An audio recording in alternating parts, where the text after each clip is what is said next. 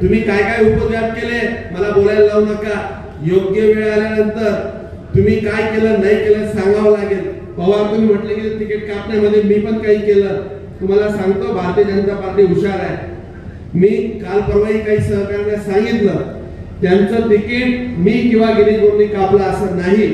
Bharatiya Janata party ही सर्व विचारांची करणारी आहे। त्यांची तिकीट सविस्तर कापायची कारण जर पहिले त्यांना विचारा की तुमचं तिकीट पक्षाने का नाकारलं।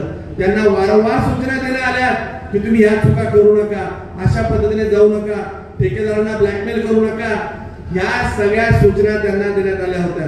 या गावामध्ये कत्तल कारखाना कोणाच्या आशीर्वादाने आला?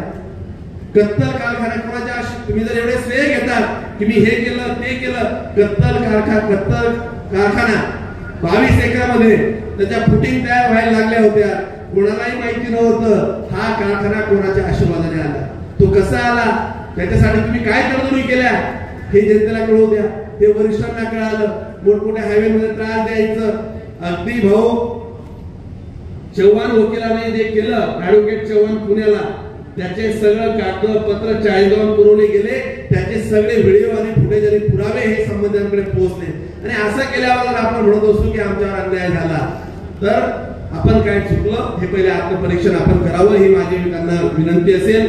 भीता हुआ कल छोड़ो हे जे करत असताना भविष्यात हा राजकीय संघर्ष न वाढवता तालुक्याला काय देता येईल, आपण तालुक्याला विकासाच्या संदर्भात आपण भाऊ तुम्ही मला ग्रामीण विकास रस्ते मोठ्या प्रमाणात दिले, म्हणजे मला